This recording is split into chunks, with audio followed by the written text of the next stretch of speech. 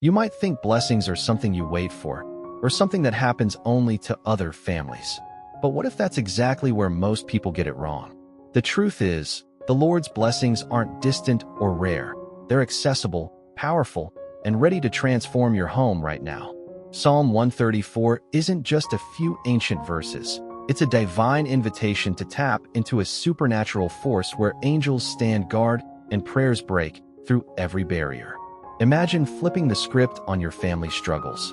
Picture peace replacing tension, hope crowding out despair, and a sense of God's presence so real it changes everything. This isn't some far-off dream. It's a promise woven through Scripture, waiting for you to claim it. If you've ever felt stuck or wondered how to bring real change, this message will show you a pathway lit by faith, wisdom, and the kind of prayer that moves mountains. So, stick around, because what you're about to discover might just turn your world upside down, in the best way. You'll learn how to call upon the unseen forces working in your favor, how to join a community that prays together, and how Psalm 134's blessings can become the foundation of your family's future. Ready to uncover this life-changing secret? Let's dive in. Psalm 134 may be short, but it's packed with meaning. Picture this. Night has fallen, and the Lord's servants stand in the sanctuary, hands lifted high, not out of duty, but devotion. That's where this begins. A sacred moment of praise where heaven bends to listen and angels draw near. This isn't just poetic, it's powerful. The orator speaks not as a distant preacher, but as a guide, someone who's walked through life's rough patches and found answers in the Bible. He invites the listener to step into that holy space too, not physically, but spiritually, right where they are. Whether they're in their kitchen, car, or curled up in bed, they can enter this blessing. Now, imagine this prayer not as a string of empty words, but as a living seed, planted through belief, watered by hope. And guess what?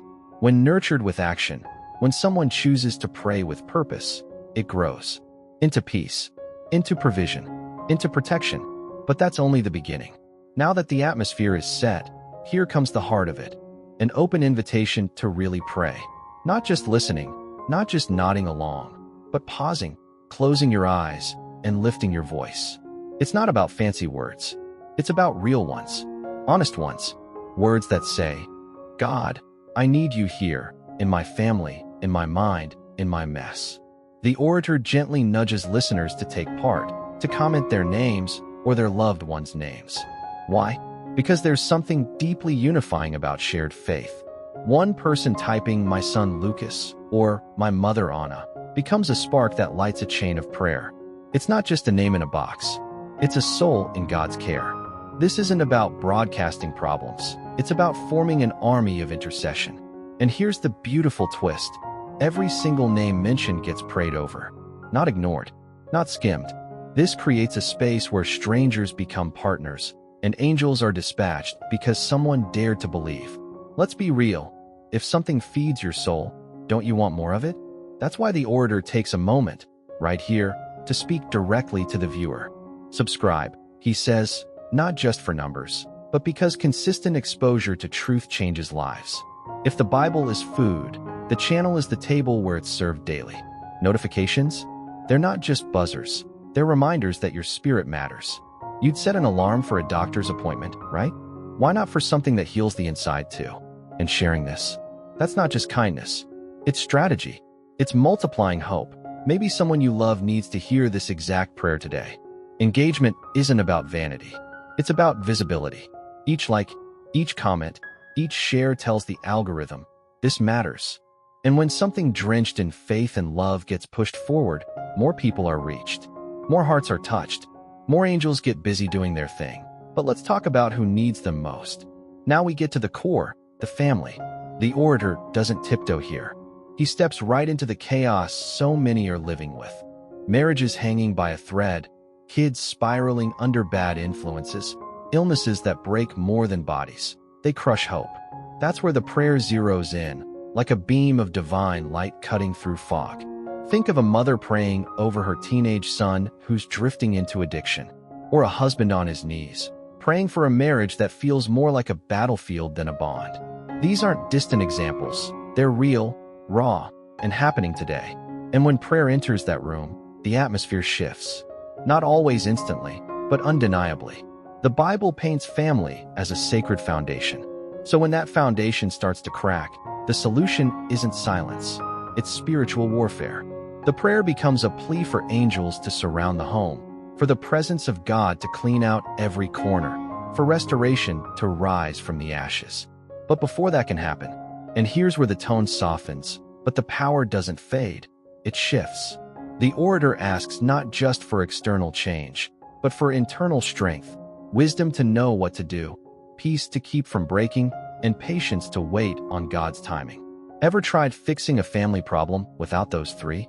It's like building a house with no nails. He doesn't just pray for peace. He prays it into the listener's home, into those late-night arguments, into that aching silence, into the moment a mom wonders if she's doing enough.